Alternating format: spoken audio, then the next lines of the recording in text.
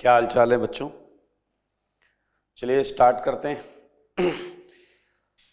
Amino acid पढ़ा हमने last class में, आइसोलेक्ट्रिक पॉइंट, इलेक्ट्रोफोरेसिस, सारी चीज़ें पढ़ी। अमीनो एसिड की रिएक्शंस पढ़ी। अमीनो एसिड में अमीन की वजह से भी रिएक्शन पढ़ी, एसिड की वजह से भी रिएक्शन पढ़ी। ठीक है, तो आज हम आगे बढ़ेंगे। अमीनो एसिड में कुछ और इम्पोर्टेंट सेगमेंट्स हैं, उन्हें करेंगे। ठीक है, और फिर समय रहा तो हम क्या कार्बोहाइड्रेट भी चालू करेंगे। ठीक है, आइए सो लेट्स स्टार्ट इट। तो रिएक्शंस चल रही थी अमीनो एसिड की, उसी को कंटिन्यू करते हैं। एक बड़ा इंटरेस्टिंग पॉइंट है, हम पहले पढ़ चुके हैं heating effect of amino acid, ये हम पढ़ चुके हैं, तो ये भी एक इंपॉर्टेंट पॉइंट है। Heating effect of amino acid, amino acids. Heating effect जब हमने पढ़ा था तो उसमें हाइड्रोक्सी एसिड को मैंने हीट करवाया था, और फिर मैंने आपको अमीनो एसिड के लिए बोला था घर से आप करके लाइए। Slide change was there with respect to hydroxy acid, तो आप देखेंगे बहुत आराम से किया जा सकता है। लाइक हम पहले अल्फा अमीनो एसिड ले लेते हैं, जो हम पढ़ रहे हैं बेसिकली इस चैप्टर में, अल्फा अमीनो एसिड। तो आपको याद होगा like we have amino acid like this NH2 COOH and we are heating it. So हमें क्या मिलेगा? हमें मिलेगा लैक्टिन। हाइड्रोक्सी एसिड के केस में मिलता था लैक्टाइड, यहां मिलेगा lactam. It would obtained by dimerization, और थोड़ा डिटेल में आप बना लीजिएगा, इट्स अ लैक्टिन। और ये तीन आएंगे, इसमें दो सिस फॉर्म आएगी और एक ट्रांस फॉर्म आएगी। तो आप बिल्कुल ज़्यादा डिटेल जानना चाहते हैं तो हाइड्रोक्सी एसिड की हीटिंग देखिएगा, वहाँ भी दो सिस एक ट्रांस थे। ट्रांस अकेला आता था क्योंकि उसमें सेंटर ऑफ सिमेट्री होती थी, वो मीजो होता था। सिस इसका ऑप्टिकली एक्टिव होता था। अल्फा अमीनो एसिड को हीट करते हैं तो लैक्टिन मिलता है। ठीक है, given that R is not H, क्योंकि R हाइड्रोजन हो गया। अगर R हाइड्रोजन हो गया तो GI नहीं करेगा। R अगर हाइड्रोजन हो गया तो यहां भी एक और हाइड्रोजन है, दोनों सेम हो जाएंगे तो GI नहीं करेगा, फिर आंसर एक होगा। ठीक है, नाउ लुक एट सेकेंड। ये हमने किया हुआ है दोस्त, बेकार में टाइम खोटी कर रहे हैं। बीटा अमीनो एसिड, हालांकि ये बहुत ज़्यादा फोकस पॉइंट नहीं है हमारा beta amino acid. RCH NH2 CH2 COOH and we are heating it, so we would get alpha beta unsaturated acid, cis and trans। तो ये देख सकते हैं आप, ये ट्रांस है, ये सिस है, और ये क्या है? Alpha beta unsaturated acid.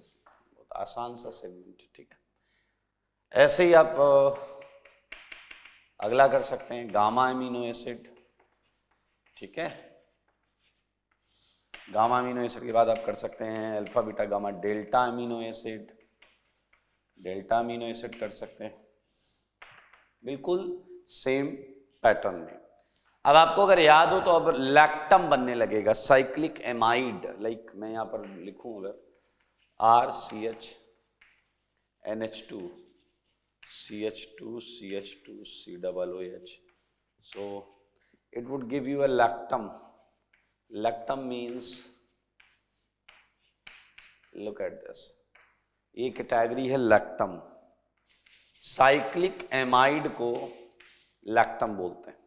And similarly अगर आप देखें डेल्टा अमीनो एसिड, तो डेल्टा अमीनो एसिड में 6 का लैक्टम आ जाएगा, CH2 COOH।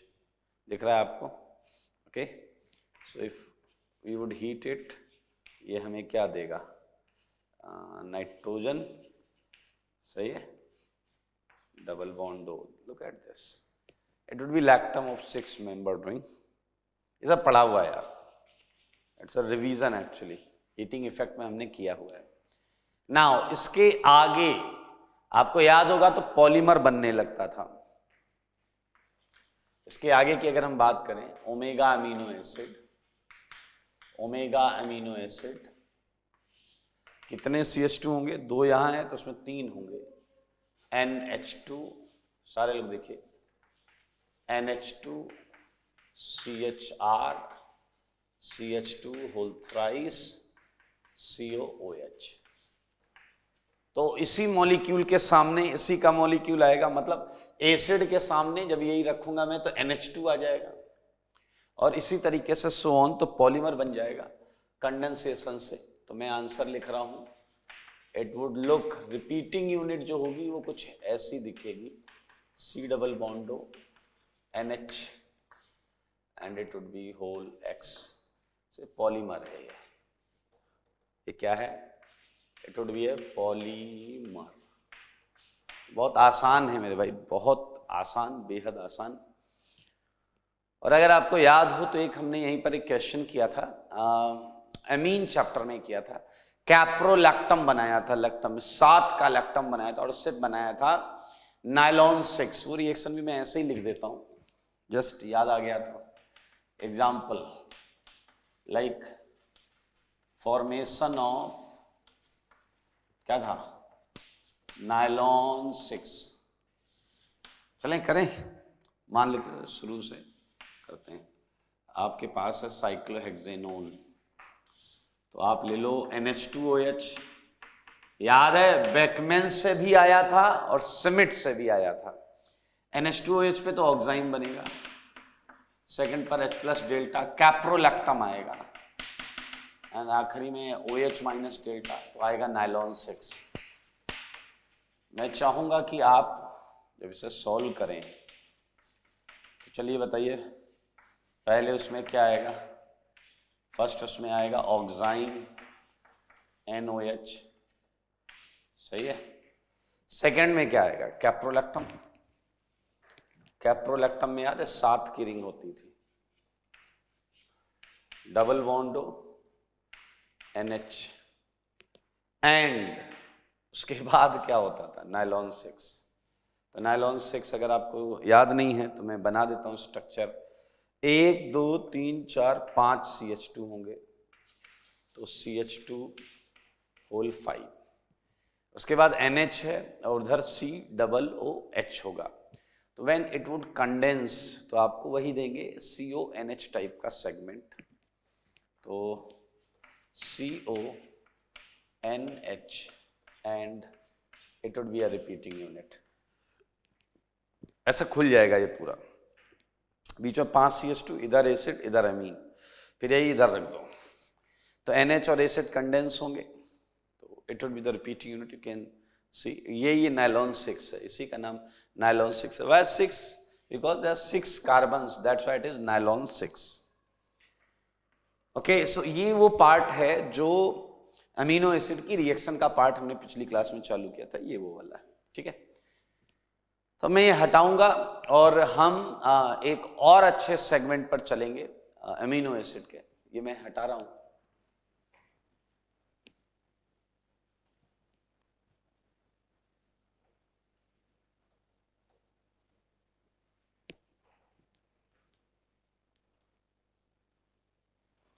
और ये सब करवा चुका हूं मैं, ये रिवीजन था.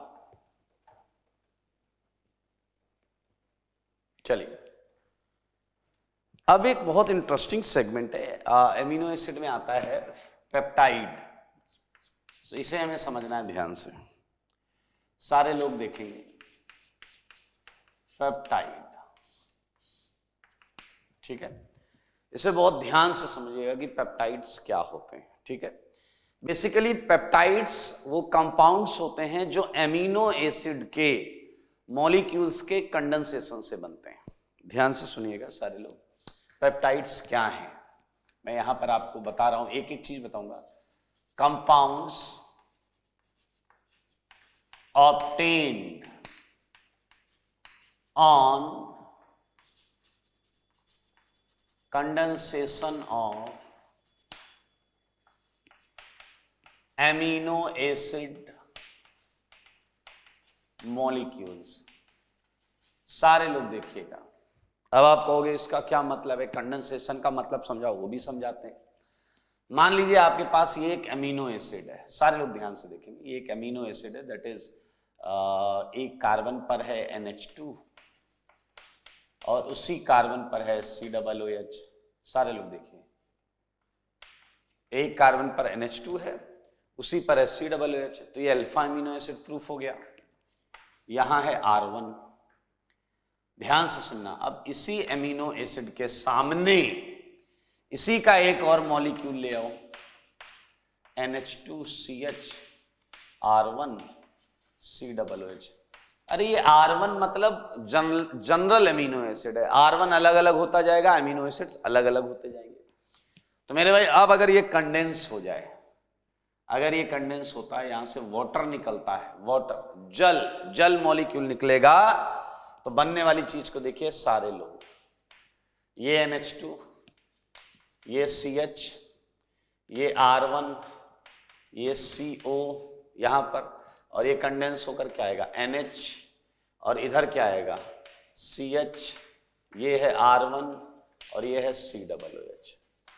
सारे देखो, ये है peptide compounds obtained on condensation, this is condensation, ये कंडेंसेशन हुआ है, ठीक है, ऑफ एमिनो एसिड मॉलिक्यूल्स। ठीक है, अब आपका दिमाग, अगर आप पॉजिटिव सोचते हैं तो अब आप कहोगे सर ऐसे तो हम बहुत सारे मॉलिक्यूल कंडेंस करा सकते हैं, एक और मॉलिक्यूल ले लेते तो ये यहां कंडेंस होता, वो यहां कंडेंस होता, तो क्या उससे जो बनता वो भी पेप्टाइड होता? यस, वो भी पेप्टाइड होता, कोई इश्यू नहीं है, उसे भी हम पेप्टाइड ही मानते।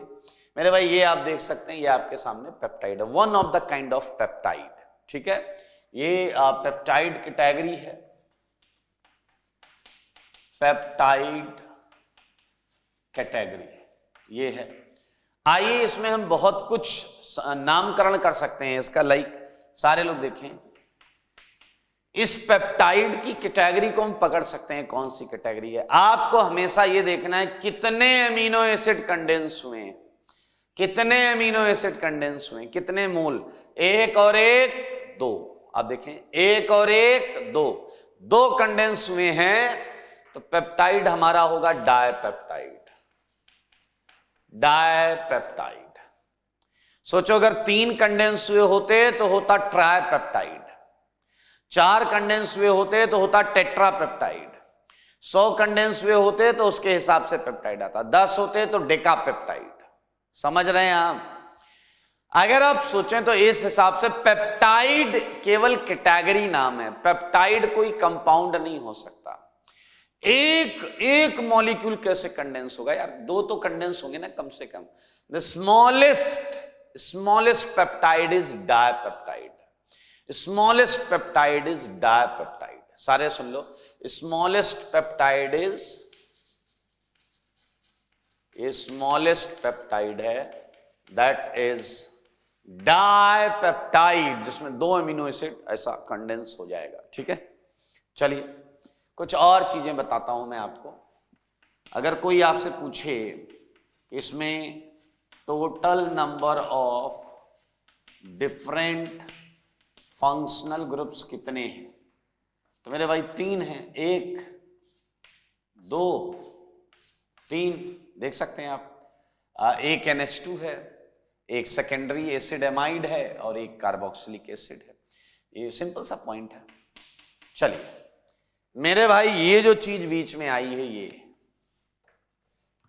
इसे बोलते हैं पेप्टाइड लिंकेज। इसे क्या बोलते हैं? Peptide linkage.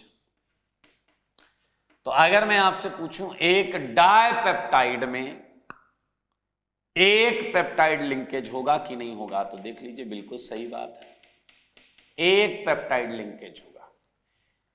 जितनी जगह से कंडेंसेशन होगा उतने पेप्टाइड लिंकेज क्रिएट होंगे। तो डायपेप्टाइड में एक पेप्टाइड लिंकेज होता है। बताओ ट्राइपेप्टाइड में कितने पेप्टाइड लिंकेज होंगे? 2।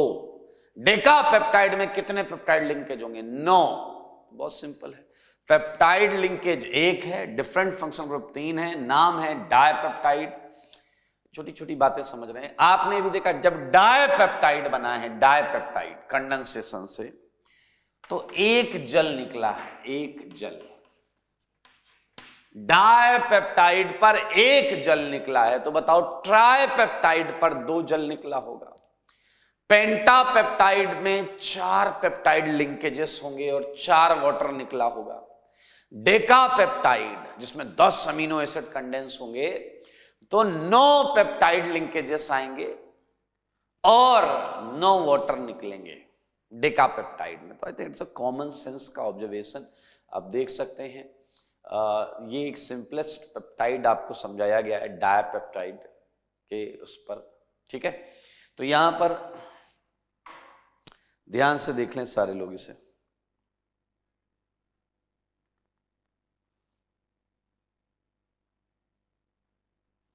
देख लिया? आइए अब पेप्टाइड्स को जो हमने क्लासिफाई किया है उसे भी समझते हैं, ठीक है। सारे लोग ध्यान से देखेंगे पेप्टाइड्स को हमने किस तरीके से क्लासिफाई किया है। यहां करते हैं, यहां तो अभी सारी चीजें करेंगे। सारे लोग देखें पेप्टाइड्स।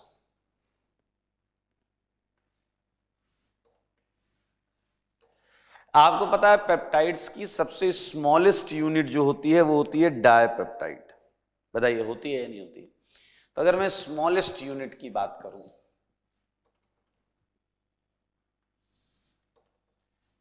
एक हो गई स्मॉलेस्ट यूनिट और ये है आपकी डायपेप्टाइड। रुक जाओ भाई, रुक जाओ। सही है। इसकी स्मॉलेस्ट जो यूनिट है वो है आपकी dipeptide. And you know each and everything regarding dipeptide, यहां पर लिखा हुआ है। चलें अगली जो कैटेगरी है मेरे भाई, उसे मैंने बनाया है, वो है आपकी ओलिगोपेप्टाइड। ओलिगोपेप्टाइड, ये हम पेप्टाइड्स को किस तरीके से क्लासिफाई करते हैं उसे ध्यान से सुने। ओलिगोपेप्टाइड। उसके बाद है मेरे भाई, ध्यान से सुने, उसके बाद है पॉलीपेप्टाइड। उसके बाद है पॉलीपेप्टाइड। ध्यान से देखिए, बहुत आसान। और उसके बाद जो है मेरे भाई,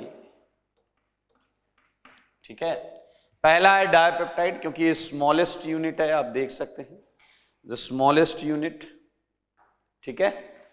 तो पहला है डायपेप्टाइड, ये यहां पर पूरा उसकी कहानी है। ये ओलिगोपेप्टाइड और ये है आपका पॉलीपेप्टाइड एंड लास्ट होता है मैक्रोपेप्टाइड। मैक्रोपेप्टाइड, लिसन केयरफुली, मैक्रोपेप्टाइड। तो ये पेप्टाइड्स के डिविजन्स हैं जो आप ध्यान से देख सकते हैं और बहुत आराम से आप ये भी समझ सकते हैं। अच्छा सोचो, चलो डायपेप्टाइड के बारे में तो पूरी कहानी पता है ना आपको, ये बना हुआ है। रिवर्स मोड में हम इसका क्लासिफिकेशन करेंगे। अच्छा बताओ, डायपेप्टाइड की अगर मैं हाइड्रोलिसिस कर दूं, इसकी मैं अगर हाइड्रोलिसिस कर दूं, HOH, ये वाटर है, अगर मैं हाइड्रोलिसिस कर दूं HOH, तो रिएक्शन इधर आएगी और बताओ कितने अमीनो एसिड मिलेंगे? कितने अमीनो एसिड मिलेंगे? 2। डायपेप्टाइड की हाइड्रोलिसिस से कितने अमीनो एसिड मिलेंगे? 2। ट्राइपेप्टाइड की हाइड्रोलिसिस से 3, टेट्रापेप्टाइड के से 4, डेकापेप्टाइड पे मिलेंगे 10। बहुत सिंपल है मेरे भाई। तो ये एक्चुअली टाइप वैसे ही बनाई गई है। हर वो पेप्टाइड, ध्यान से सुनना, हर वो पेप्टाइड जो हाइड्रोलिसिस पर 2 अमीनो एसिड्स देता है वो डायपेप्टाइड कैटेगरी में जाता है। हर वो अमीनो, ध्यान से सुना, हर वो पेप्टाइड जो हाइड्रोलिसिस पर 2 मोल अमीनो एसिड देता है वो डायपेप्टाइड होता है, ठीक है। सारे लोग देखे तो इसकी डेफिनेशन बहुत आसान हो गई। मैं यहाँ पर शॉर्ट में लिखूंगा, बाकी तो आप समझदार हैं ही। ऑन हाइड्रोलिसिस 2 अमीनो एसिड्स यहाँ पर मिलते हैं on hydrolysis. Oligopeptide on hydrolysis मेरे भाई ट्राइपेप्टाइड से लेकर डेकापेप्टाइड तक, यानी कि 3 to 10 एमिनो एसिड्स मिलते हैं ऑन हाइड्रोलिसिस। यानी dipeptide is the smallest unit, tri, tetra, deca, penta, hexa, hepta, decapeptide तक ये सारे ओलिगोपेप्टाइड माने जाते हैं। ओलिगोपेप्टाइड के अंदर ये पूरी कैटेगरी है 3 से लेकर 10 तक। जो पेप्टाइड हाइड्रोलिसिस पर 3 मोल अमीनो एसिड देता है वो हमारा ओलिगो के अंदर गया, उसे ट्राइपेप्टाइड बोलते हैं। जो 5 देता वो भी इसके अंदर, जो 9 देता वो भी इसके अंदर, जो 10 देता वो भी इसके अंदर। पॉलीपेप्टाइड समझना, जो 11 से लेकर 100 तक देता है उन्हें हम पॉलीपेप्टाइड्स बोलते हैं। जो 11 ऑन हाइड्रोलिसिस 11 मोल मिल रहे हैं आपको अमीनो एसिड, और 11 से लेकर 100 तक जितने भी हैं सारे के सारे पॉलीपेप्टाइड्स होते हैं। और मैक्रोपेप्टाइड्स क्या हो जाते हैं? मोर देन 100 या 100 से ज्यादा जो अमीनो एसिड देते हैं हाइड्रोलिसिस पर, उन्हें हम बोलते हैं क्या मेरे भाई? मैक्रोपेप्टाइड्स। उन्हें क्या बोलते हैं? मैक्रोपेप्टाइड्स। तो क्या आपको यह समझ में आने लगा है कि डाइपेप्टाइड छोड़ें अगर तो नीचे एक तरीके से हम पॉलीमर बना रहे हैं, पॉलीपेप्टाइड कैटेगरी है एक तरीके से। देखिए पॉलीपेप्टाइड कैटेगरी और ये मैक्रोपेप्टाइड। मजेदार चीज आपको बता दूं मैं कि प्रोटीन, आप जो जानते हैं प्रोटीन, वो इन्हीं का polypeptide I mean polymer category में है। बेसिकली आपके जो प्रोटीन्स होते हैं वो मैक्रोपेप्टाइड्स होते हैं। जो प्रोटीन्स हैं they are in category of macropeptides, they are proteins. एक बड़ी इंटरेस्टिंग बात है, there is one protein which lies in category of polypeptide, and that is most widely known as insulin. I think you know that. Insulin is a protein and ये polypeptide category में आता है और इसमें होते हैं 51 एमिनो एसिड्स। इसमें होते हैं 51 एमिनो एसिड्स। आप ये टेबल थोड़ी बड़ी टेबल बनाना, इसके नीचे डेफिनेशन लिखना। Peptides which on hydrolysis gives 2 moles of amino acid, dipeptide. Oligopeptide में क्या लिखेंगे? Peptides which on hydrolysis gives 3 to 10, they all are oligopeptides. Poly के अंदर 11 से 100 polypeptide. Macropeptide more than 100, they are macropeptides. They are also known as proteins, and one of the protein falls in category of polypeptide named as insulin, which contains 51 amino acids. So this is the simple classification of peptides. Okay, so now ये आप देखें हमने यहाँ एक छोटी सी चीज बना रखी है, कर रखी है। आइए यहाँ पर एक चीज बताइए, अगर एक डाइपेप्टाइड की हमें हाइड्रोलिसिस करनी है तो हमें एक वाटर चाहिए। उसी तरीके से पेंटापेप्टाइड की हाइड्रोलिसिस करनी है तो हमें 4 ही वाटर चाहिए, क्योंकि मेरे भाई हाइड्रोलिसिस होती है पेप्टाइड लिंकेज की। तो जितने पेप्टाइड लिंकेज होंगे उतना ही वाटर लगेगा। 2 पेप्टाइड लिंकेज तो 2, 4 पेप्टाइड लिंकेज तो 4 लगेंगे। तो बहुत आसान सा है। पेप्टाइड आपकी आंखों के सामने है, क्लासिफिकेशन आपकी आंखों के सामने। तो अब छोटी छोटी बातें हम यहाँ पर करने जा रहे हैं। So let's start it. करें। एक छोटा सा पॉइंट है वो समझ लें आप, that is naming of peptide. बहुत ज्यादा लॉजिक नहीं है यहाँ पर। नेमिंग ऑफ पेप्टाइड मेरे भाई याद रखना, कई ऐसे डाइपेप्टाइड आपकी आंखों के सामने आएंगे। Like look at example. यहां पर एक एग्जाम्पल देखिए आप। शॉर्ट में ऐसे लिखा जाएगा, ग्लाइसिन को शॉर्ट में लिखा गया ग्लाई एंड एलेनिन। तो ग्लाई डैश एला, ग्लाइसिन और एलेनिन से बना हुआ ये डायपेप्टाइड है, इज अ डायपेप्टाइड। ग्लाई एला इज ए डायपेप्टाइड। ग्लाइसिन और एलेनिन को कंडेंस किया गया तो बन गया एक डायपेप्टाइड। ठीक है, ड्रॉ इट्स स्ट्रक्चर, इसका स्ट्रक्चर ड्रॉ करो। तो मेरे भाई अभी यही डाउट है कि ग्लाइसिन का कौन सा ग्रुप एलेनिन के कौन से ग्रुप से कंडेंस हुआ है, बिकॉज ग्लाइसिन में भी दो ग्रुप हैं NH2 और COOH, और एलेनिन में भी दो ग्रुप हैं NH2 और COOH। सो ये इसीलिए नेमिंग वाला फंडा होता है। तो इट्स अ वेरी इजी, ध्यान से सुने।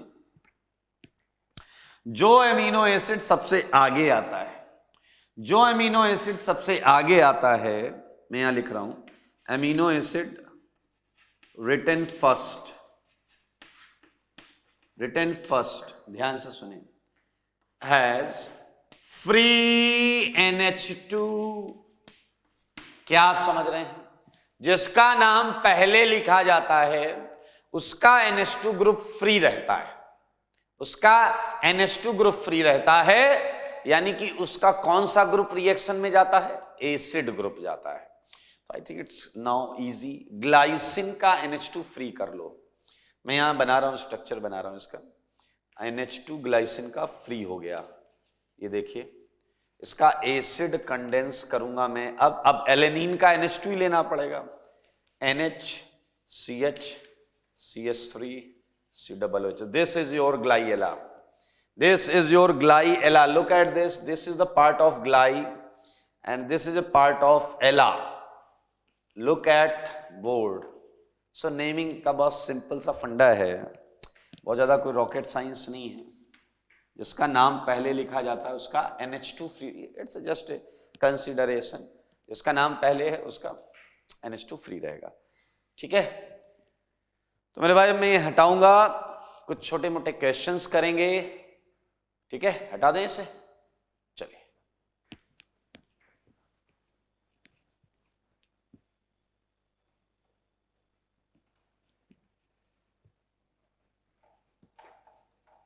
आइए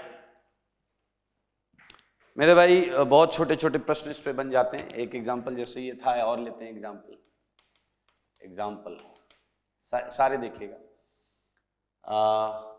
कैलकुलेट फॉलोइंग, सारे लोग देखेंगे। A part, we have a container in which we have glycine. एक कंटेनर में एक अमीनो एसिड पड़ा है glycine. We have a part, we have another container containing glycine and alanine. Okay, we have one more container containing glycine, alanine and phenylalanine, phenylalanine। ठीक है, पहले वाले container में एक अमीनो एसिड है, दूसरे कंटेनर में दो अमीनो एसिड है, तीसरे कंटेनर में तीन अमीनो एसिड है। कैलकुलेट क्या है, मैं यहां मेंशन कर दे रहा हूं, कैलकुलेट ऑल सीक्वेंसेस। सीक्वेंसेस का मतलब होता है basically primary structures, primary structures of. आ जाओ आ जाओ। आप जब एक अमीनो एसिड है तो आपको पता करना है कि कितने डायपेप्टाइड बनेंगे, फिर दो है तब कितने बनेंगे, तीन है तो कितने बनेंगे, ट्राइपेप्टाइड्स कितने बनेंगे, ट्राइपेप्टाइड्स, एंड पॉलीपेप्टाइड्स कितने बनेंगे। मेरे भाई सीधा परमुटेशन कॉम्बिनेशन है और कुछ नहीं है, कुछ भी नया नहीं है। ठीक है, तो ग्लाइसिन में कितने डायपेप्टाइड बनेंगे? I think it's a halwa segment, एक बनेगा। क्या बनेगा, कौन सा डायपेप्टाइड होगा, कोई बताएगा मुझे? दैट वुड बी ग्लाई, वो अपने ही मॉलिक्यूल से बनाएगा डायपेप्टाइड। ग्लाइसिन, ग्लाइसिन इकलौता डाइपेप्टाइड है। ऐसे बताइए ग्लाइसिन एलेनिन से कितने बनेंगे? ग्लाई एला, ग्लाई ग्लाई, एला ग्लाई, एला एला, ये 4 डाइपेप्टाइड बन सकते हैं। सही है, तो ये सब आप करते रहना, परम्यूटेशन कॉम्बिनेशन है। मैं आपको एक सिंपलेस्ट मेथड बता रहा हूं जिससे आप आसानी से कर लेंगे। एक काम करो, कितना एमिनो एसिड है यहां पर? 1 तो लिख दो 1। कितना है? 1 तो लिख दो 1। कितना है? 1 तो लिख दो 1। यहां कितना है? 2 तो लिख दो 2। यहां कितना है? 2 तो लिख दो 2। यहां कितना है? 2 तो लिख दो 2। यहां है 3 3 3। पहले अमीनो एसिड लिखो कितने हैं। अब देखो आपको बनाना क्या है। क्या बनाना है? बोलिए जरा। डाइपेप्टाइड बनाना है क्या? हाँ, बोलते नहीं हो। डाइपेप्टाइड बनाना है तो पावर 2 कर दो। डाइपेप्टाइड बनाना है पावर 2 कर दो। डाइपेप्टाइड बनाना है पावर 2 कर दो। ट्राइपेप्टाइड बनाना है पावर 3 पावर 3 पावर 3। पॉलीपेप्टाइड बनाना है power n n n। I think it's the easiest permutation combination method. आप बड़े आराम से इसे सॉल्व कर पाएंगे। Sequence of primary structure. कितने डाइपेप्टाइड बनेंगे ऐसे? ट्राइपेप्टाइड कितने बनेंगे? 9 बनेंगे। आप कर लेना अरेंजमेंट। GAP, फिर AGP, सारे पॉसिबल कॉम्बिनेशन आएंगे। कर लेंगे, बहुत इजी है, बहुत आराम से कर लेंगे। मेरे भाई एक छोटा सा प्रश्न मैं कराना चाहूंगा जो IIT JEE में आया हुआ है। छोटा सा प्रश्न करें। ध्यान से वो क्वेश्चन में ढूंढ लेता हूं और ध्यान से सुनिएगा। वो क्वेश्चन अच्छा लगेगा आपको। इसी सीट में है। हाँ, JEE का क्वेश्चन है ये।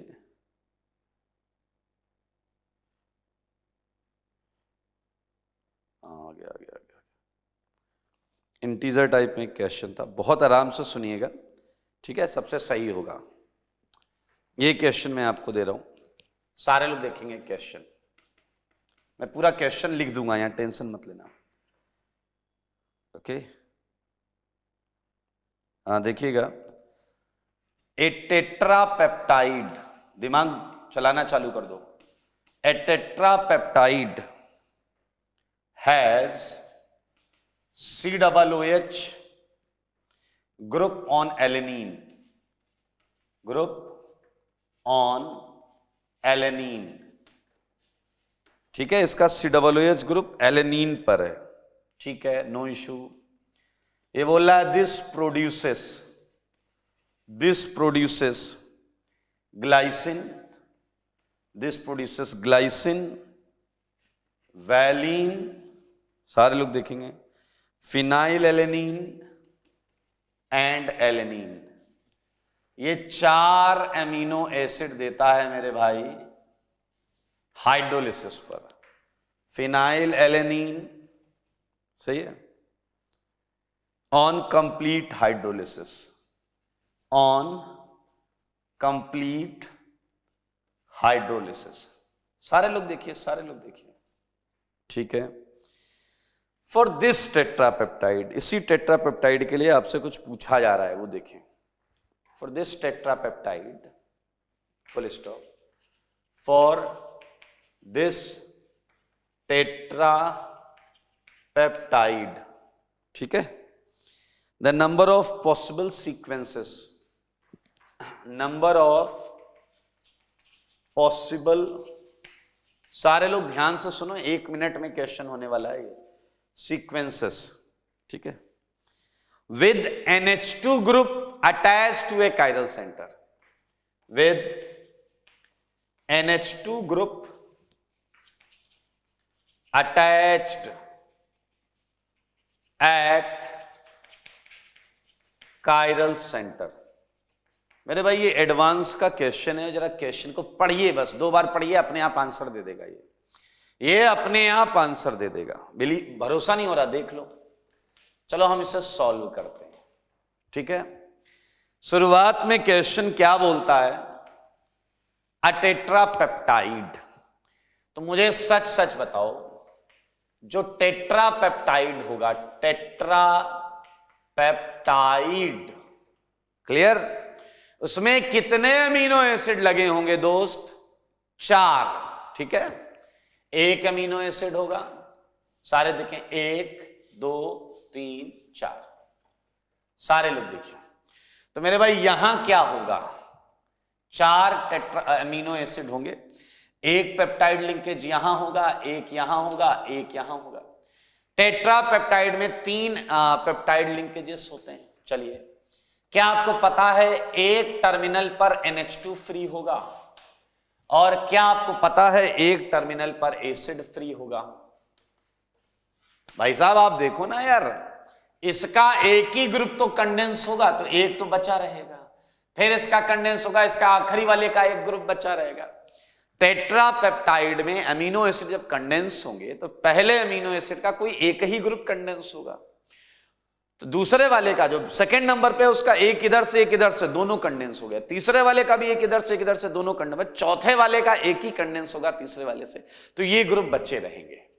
ठीक है, अब जब हम इसकी हाइड्रोलिसिस करेंगे, ध्यान से सुनना, जब हम इसकी कंप्लीट हाइड्रोलिसिस करेंगे, सारे लोग देखिए, कंप्लीट हाइड्रोलिसिस, तो ये जो 4 अमीनो एसिड हैं AA1, AA2, AA3 and AA4, बताओ ये चारों यहां आ जाएंगे या नहीं? और इत्तेफाक से ये चारों हमें दिए हुए हैं, देखिए क्या क्या दिया हुआ है आपको, glycine, valine, alanine and phenyl alanine, चारों के नाम भी दिए हुए हैं आपको, तो हमें पता चल गया क्या क्या मिल रहा है। तो लिख लो यहां एक बार, ग्लाइसिन है, और क्या है, वैलिन है, और क्या है, एलेनिन है, और क्या है मेरे भाई, फिनाइल एलेनिन। तो क्या आप ये समझ रहे हैं कि यही तो है वहां 4 जगहों पर? ठीक है, अब क्वेश्चन शुरू में पढ़ो, टेट्रापेप्टाइड है COOH group on alanine, alanine की पोजीशन पता चल गई, इधर है एलेनिन, एलेनिन इधर है, देखो सारे ध्यान से, free COOH at alanine, tetrapeptide है COOH ग्रुप ऑन एलेनिन, तो क्या आपके भेजे में आया कि यहां एलेनिन लगा हुआ था? बोलो, यहां एलेनिन लगा हुआ था, सबको पता है। तो मेरे भाई अब ये तो क्लियर है कि एलेनिन यहां लगा है, तो हमें बाकी 3 पोजीशंस को ढूंढना है, बाकी 3 पोजीशंस को ढूंढना है। मेरे भाई क्या तुमने ध्यान दिया है, ग्लाइसिन इकलौता ऐसा होता है जिसमें कायरल सेंटर नहीं होता, ग्लाइसिन इकलौता ऐसा होता है जिसमें कायरल सेंटर नहीं होता, इकलौता अमीनो एसिड है इसमें कायरल सेंटर नहीं होता। आखिरी लाइन पढ़ो, with NH2 group attached eight A chiral center, with NH2 group attached eight A chiral centre, यानी कि यहां पर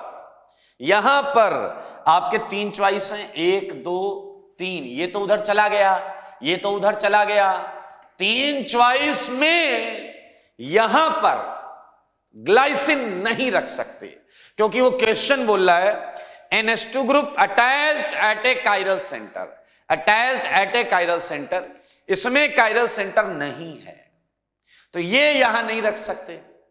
ये भी क्लियर है कि यहां ग्लाइसिन नहीं रखा जा सकता, समझ में आया?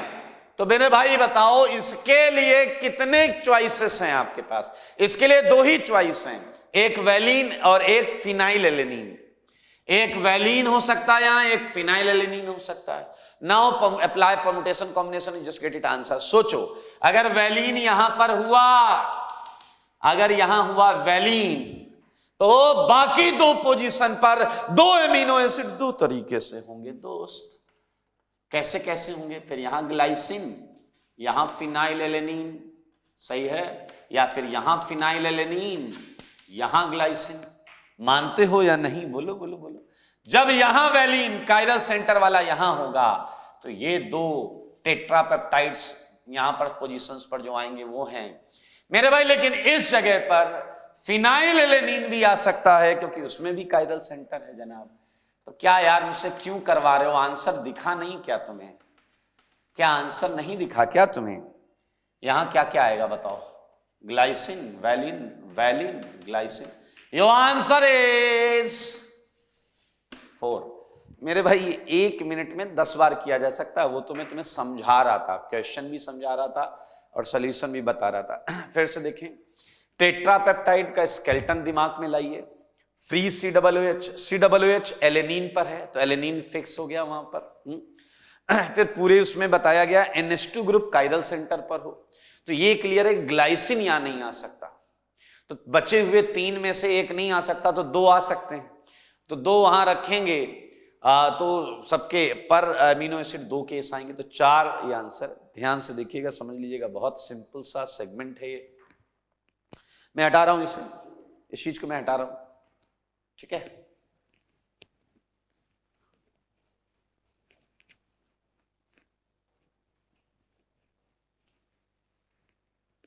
जल्दी से करें।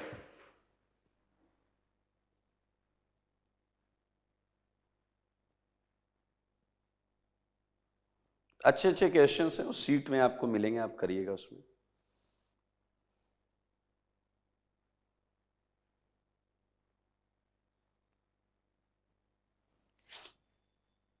हो गया?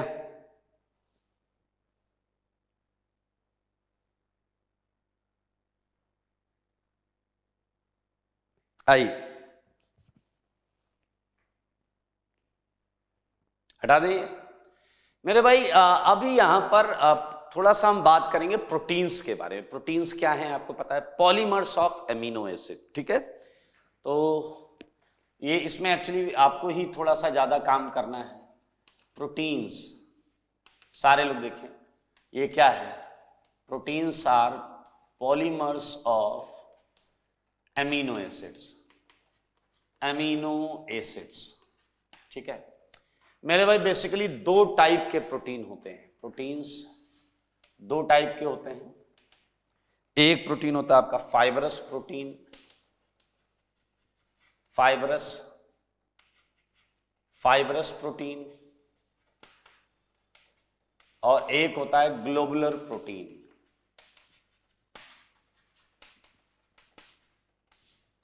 Okay, fibrous protein and globular protein. मेरे भाई बेहतर होगा कि आपको सीट में प्रोटीन के बारे में थ्योरी दी गई है, बट आप basically types and structure of protein को NCERT से पढ़ें, उसमें कलर्ड डायग्राम है तो आपको थोड़ा सा ज़्यादा इजी लगेगा, कंफर्टेबल लगेगा। तो 2 टाइप के प्रोटीन्स हैं, फाइबरस एंड ग्लोबुलर। तो मैं चाहूँगा इसकी जो डेफिनेशन है वो आप NCERT से खुद लिखें यहाँ पर, ठीक है। इसकी जो डेफिनेशन है वो NCERT से खुद लिखिएगा मेरे भाई। इसके बाद होता है structures of protein, structures of protein, ठीक है। यहां पर क्वेश्चन बन सकता है हल्का फुल्का सा, तो ये बहुत तमीज से याद रखिएगा। आपको कॉपी में पूरी हेडिंग लिखनी है। मैं बता दूं 4 टाइप के स्ट्रक्चर्स होते हैं।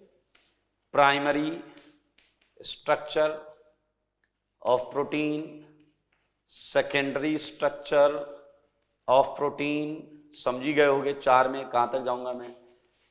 Tertiary structure of protein, D है क्वॉटरनरी स्ट्रक्चर ऑफ प्रोटीन, ठीक है मेरे भाई। हर पॉइंट में कम से कम आपको 8 लाइन का गैप रखना है, एटलीस्ट 8 लाइन गैप रखिए, क्योंकि बड़े सिंपल लैंग्वेज में NCERT में एक्सप्लेन्ड है। Primary, secondary, tertiary, quaternary structure of protein, ये आपका होमवर्क है ये, कि फाइबरस प्रोटीन की डेफिनेशन, ग्लोबुलर प्रोटीन की definition, primary, secondary, tertiary, quaternary structures of protein, इनकी पूरी थ्योरी आपको NCERT से समझते हुए लिखनी है, ठीक है। हेलो, ये करना है आपको।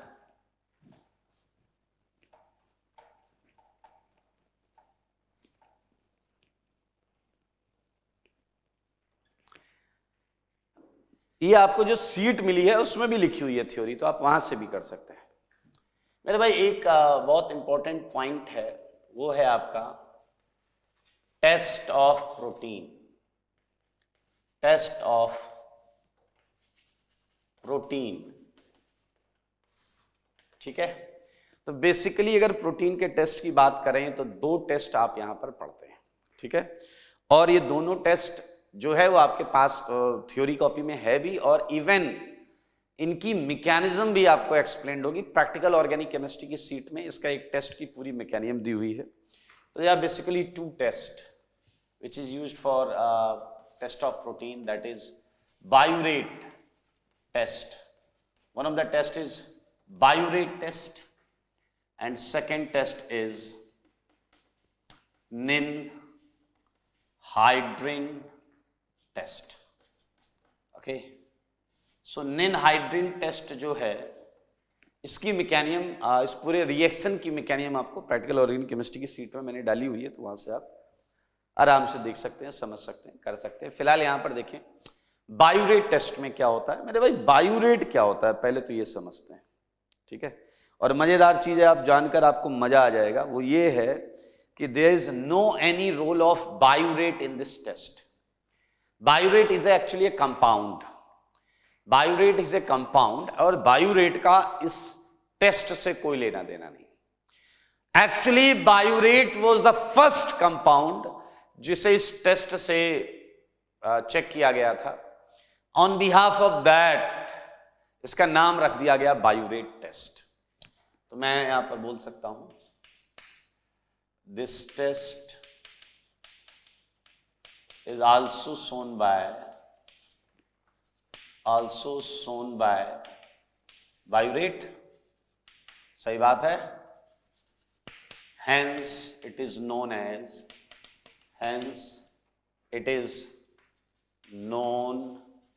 as biurate test. And what is biurate? Biurate is obtained on heating urea. मैं यहां थोड़ा सा बता देता हूं आपको। Do you know urea? NH2CO NH2। 2 mole urea को अगर आप हीट करोगे तो अमोनिया निकल जाएगा, और आपको जो चीज मिलती है that is actually biuret. This is biuret, और बीच में है NH, ये है बायोरेट।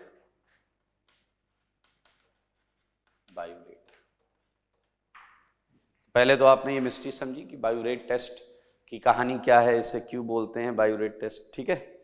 Now it's a very easy that each protein would contain peptide linkage। आपको पता है प्रोटीन जो है उसमें पेप्टाइड लिंकेज होगा ही होगा, क्योंकि वो इन्हीं के तो पॉलीमर्स हैं। CONH उसके अंदर होगा ही होगा, मानते हैं या नहीं मेरे भाई। हम इसमें कॉपर सल्फेट Cu+2 डालते हैं।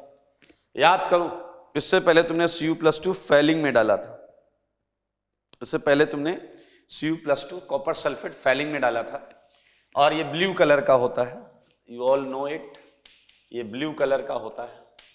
आपको पता है यहां पर क्या होता है, यहां कॉम्प्लेक्स बनता है।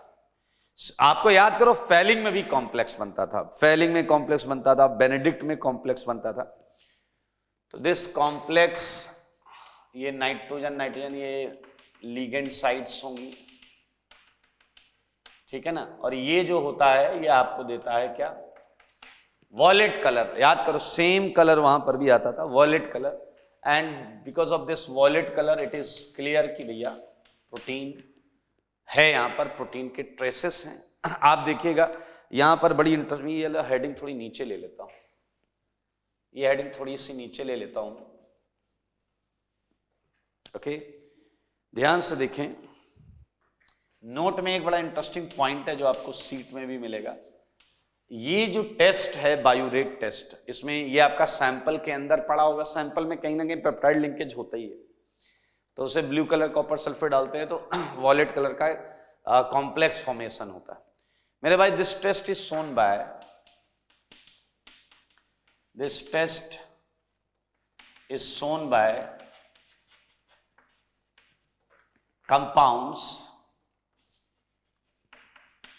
compounds having, मेरे भाई ये पेप्टाइड लिंकेज वाले को तो करेगा ही करेगा। उसके बाद ये प्राइमरी एमाइड लिंकेज अगर होता, I mean primary amide group अगर हो किसी कंपाउंड में, तो ये देखो लिगेंड का काम करना है, लिगेंड का काम तो ये भी कर सकता है, प्राइमरी वाला अगर है तो। ग्वानिडाइन वाला यूनिट याद है, ग्वानिडाइन वाला, C double bond NH NH2, C double bond NH NH2 हुआ, C double bond S NH2 हुआ। तो ये वाले भी ये टेस्ट शो करते हैं, ये होगा तो भी ये टेस्ट होगा, ये होगा तो भी ये टेस्ट होगा। And one of the test is ninhydrin test. ठीक है, इस टेस्ट में हम क्या करते हैं, सारे लोग ध्यान से सुनना। आपका जो प्रोटीन है, प्रोटीन में अमीनो एसिड होता है, तो हम शॉर्ट फॉर्म में लिख रहे हैं इसे NH2CH, ठीक है, RCOOH, ठीक है, and along with ninhydrin. Ninhydrin हमने इससे पहले कहां पढ़ा है, कोई बताएगा?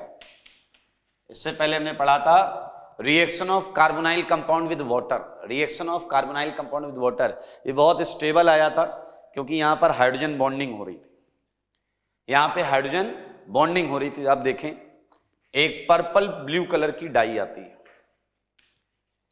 इस रिएक्शन में एक पर्पल ब्लू कलर की डाई आती है मेरे भाई, this is that dye, okay, ये है वो dye, purple blue, and which confirms presence of protein traces. And ये जो R वाला पार्ट है ये एल्डिहाइड में निकलता है, मैकेनिज्म आपको वहां दिख जाएगी, RCHO एंड ऑल। ये है प्रोटीन का टेस्ट, ठीक है। और इसी के साथ we just finished amino acid, one of the part of biomolecule. मैंने आपको शुरुआत में बताया था बायोमोलिक्यूल के दो पार्ट हैं, एक एमिनो एसिड है और एक कार्बोहाइड्रेट है। तो we just finished amino acid completely, amino acid हमारा खत्म हुआ है। तो अब हम प्रयास करेंगे, चालू करेंगे नया topic, and that is carbohydrates. ठीक है, ये हटा देते हैं और चालू करेंगे नया चैप्टर। ये आपका होमवर्क है, याद रखें, ये वाला पोर्शन आपको लिखना है। ठीक है, हम चालू करने जा रहे हैं कार्बोहाइड्रेट्स।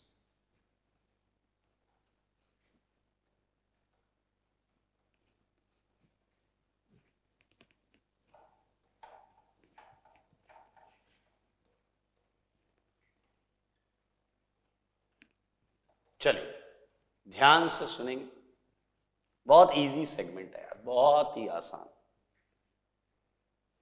ठीक है,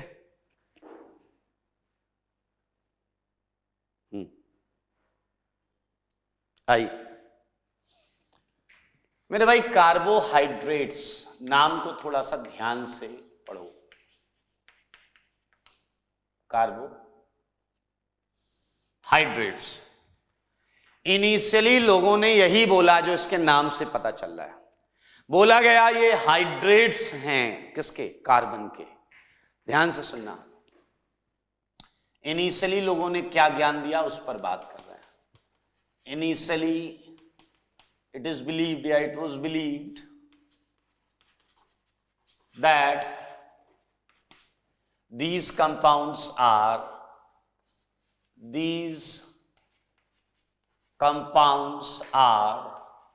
hydrates of carbon, hydrates of carbon। लो मेरे भाई, hydrates of carbon। एक तो भाई आया, उसने कहा देखो ये कार्बन है, ये वाटर है, तो इन्हें कुछ इस तरीके से रिप्रेजेंट कर दो, CxH2O होल Y, ऐसा ज्ञान दिया उसने। उससे पूछा गया भैया ऐसा क्या कह रहा है, देखो इस टाइप में ही कार्बोहाइड्रेट आपको मिलेगा। उससे पूछा गया अभी कुछ एग्जाम्पल दो, उसने कहा ठीक है ले लो एग्जाम्पल, एंजॉय करो मेरे भाई। एग्जाम्पल देखिए, एग्जाम्पल 1, x एंड y की वैल्यू अगर मैं 5 डाल दूं तो मेरे भाई फॉर्मूला हो जाएगा C5H2O होल 5। थोड़ा और अगर तरीके से लिखा जाए तो हो जाएगा C5H10O5। और मेरे भाई इस फॉर्मूला में एक कार्बोहाइड्रेट एग्जिस्ट करता है, दैट इज राइबोस, ठीक है, इसमें बिल्कुल एक कार्बोहाइड्रेट होता है। अभी मैं स्ट्रक्चर पर आपको धीरे धीरे ले जाऊंगा। अगर मैं बात करूं कार्बोहाइड्रेट्स, तो मेरे भाई बिल्कुल होता है, इस फॉर्मूले का कार्बोहाइड्रेट होता है राइबोस, बिल्कुल सही है ये, ठीक है। उसकी बात जम गई थी भाई साहब, जच गई थी। इस मॉलिक्यूलर फॉर्मूला पे और भी होते हैं, मतलब बहुत सारे हैं। अगर हम बात करें C5H10O5 पर राइबोस है, आर्बिनोस है, जाइलोस है, लाइक्सोस है, they are so many amino acid sorry carbohydrates जो इस फॉर्मूले को फॉलो करते हैं, ठीक है, C5H10O5। तो चले मेरे भाई आगे चलते हैं। उससे पूछा गया और बताओ कुछ, तो उसने कहा और सब बढ़िया है। उससे बोला गया डैश इसके बारे में बताओ, तो उसने कहा XY6 ले लीजिए, तो C6H2O होल 6, C6H12O6। मेरे भाई इस मॉलिक्यूलर फॉर्मूला के भी कार्बोहाइड्रेट्स होते हैं, ठीक है, ये आप देख सकते हैं, ये तो सही है। इस मॉलिक्यूलर फॉर्मूला के अगर हम कार्बोहाइड्रेट्स देखें, बहुत सारे होते हैं यार, कब कब तक लिखूंगा मैं भाई। ग्लूकोस, ठीक है, ग्लूकोस होता है, एलोस, ठीक है, एल्ट्रोस, मैनोस, ठीक है ना, galactose, gulose, talose, there are so many, galactose, gulose, talose, fructose, okay, so there are so many carbohydrates which are directly or indirectly satisfying this definition that carbohydrates are of hydrates of carbon. लेकिन there are few carbohydrates which formula cannot be represented by this general formula CxH2O whole y. Clear? So just look at this. There is one carbohydrate that is 2-deoxyribose. It's a 2-deoxyribose. It's a carbohydrate. Its properties are exactly like carbohydrates, and it is a carbohydrate, but its formula is C5H10O4. O4. Look at this. C5H10O4. So no proper values of X and Y. No proper values of X and Y. तो क्या आपको समझ में आ गया कि ये जो definition है, तरीका है, वो तरीका सही नहीं है, ये तरीका सही नहीं है।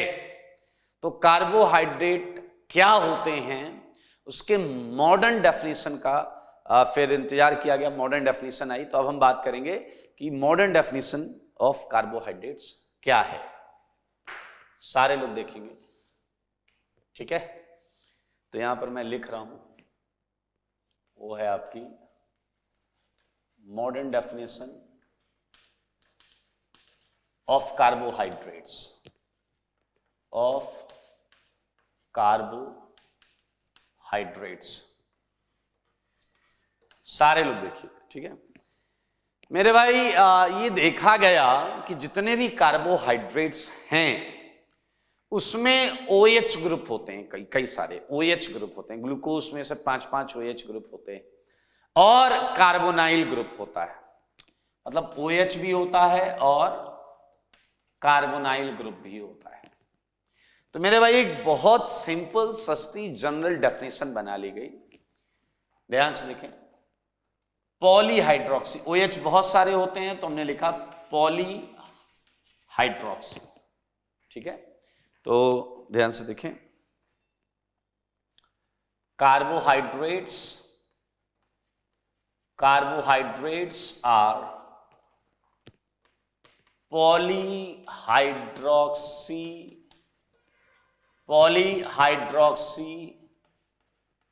Carbonyl compounds, polyhydroxy carbonyl compounds. और ये कार्बोनाइल कंपाउंड आपका एल्डिहाइड भी हो सकता है और कीटोन भी हो सकता है। तो ये दोनों चीजें हो सकती हैं, तो इसलिए टेंशन लेने की जरूरत नहीं है। कार्बोनाइल कंपाउंड आपके ये एल्डिहाइड भी हो सकता है, कीटोन्स भी हो सकता है।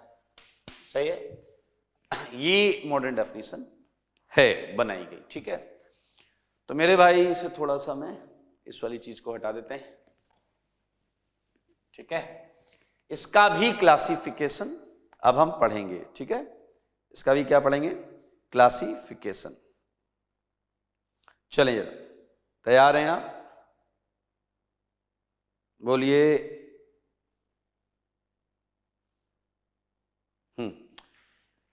कार्बोहाइड्रेट्स का क्लासिफिकेशन पढ़ेंगे, बहुत आराम से सुनिएगा, जाना पहचाना लगेगा, सुना सुना लगेगा। तो कार्बोहाइड्रेट्स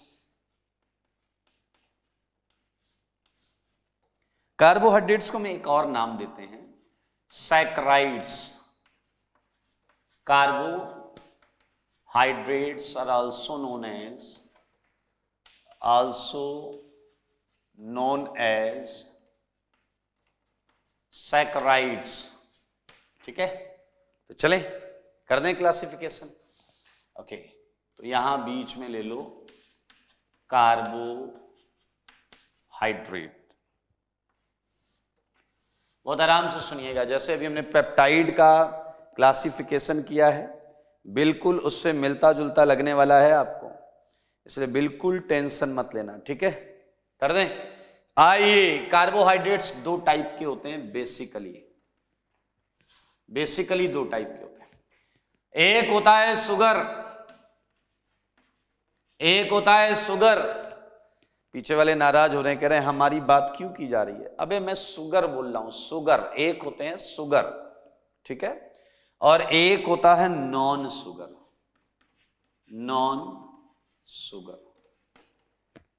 एक होता है शुगर और एक होता है नॉन शुगर। ये समझ लें, ध्यान से देख लें, सीख लें, बहुत इजी है, बहुत आसान है। करें मेरे भाई, जरा ध्यान से सुनना।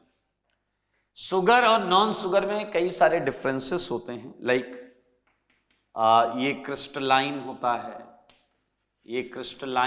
है, ये स्वाद में स्वीट होता है, स्वीट इन टेस्ट, सही बात है। ये नॉन क्रिस्टलाइन होता है, टेस्टलेस होता है। ठीक है, नॉन क्रिस्टलाइन, टेस्टलेस होता है। ये इनसॉल्युबल होता है, ये यूजुअली सॉल्युबल नहीं होता, और ये सॉल्युबल होता है। बहुत छोटी छोटी बातें हमने यहां करी, सॉल्युबल। मेरे भाई जरा ध्यान से सुनना, शुगर को दो पार्ट में फिर डिवाइड किया जा सकता है, और शुगर की सबसे छोटी यूनिट होती है मोनोसैकराइड। शुगर की सबसे छोटी यूनिट होती है monosaccharide.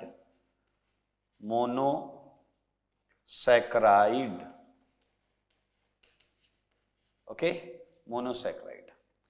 Monosaccharide the smallest unit of sugar. ठीक है, और सेकंड कैटेगरी हो गई मेरे भाई ओलिगोसैकराइड। ओलिगो वर्ड अभी आपने सुना था पेप्टाइड में, ओलिगोसैकराइड। एंड मेरे भाई आपको मैं बता दूं, नॉन शुगर दरअसल पॉलीसैकराइड होते हैं। नॉन शुगर दरअसल पॉलीसैकराइड्स होते हैं। क्लियर? थोड़ा सा फर्क है, थोड़ा सा, पेप्टाइड और इसमें थोड़ा सा फर्क है। वहां स्मॉलेस्ट पेप्टाइड था डायपेप्टाइड, लेकिन यहां स्मॉलेस्ट है मोनोसैकराइड। मोनोसैकराइड वो शुगर की स्मॉलेस्ट यूनिट होती है जिसे और छोटा नहीं किया जा सकता, जिसे और हाइड्रोलाइज करके तुम छोटा नहीं कर सकते। तो मोनोसैकराइड को हम सिंपल शुगर भी बोल सकते हैं। मेरे भाई जगह भर गई है, तो मैं जगह थोड़ी इधर ले लेता हूं। ठीक है, इसके आगे की जगह थोड़ी सी मैं इधर ले लेता हूं। तो मोनोसैकेराइड जो है, मोनोसैकेराइड को हम सिंपल शुगर भी बोलते हैं, सिंपल शुगर भी बोलते हैं। और ये आपके बहुत छोटे छोटे ग्लूकोज, फ्रक्टोज, समझ रहे हो ना, उस कैटेगरी में हम आ जाते हैं, एल्डोस कीटोस। मतलब आप इसकी डेफिनेशन में क्या लिखेंगे, कांट हाइड्रोलाइज, ठीक है, can't hydrolysed and smaller unit, ये स्मॉलेस्ट यूनिट है, स्मॉलेस्ट यूनिट है, इसे हाइड्रोलाइज नहीं कर पाओगे, ये स्मॉलेस्ट यूनिट है, इसे और छोटा नहीं कर सकते, ठीक है।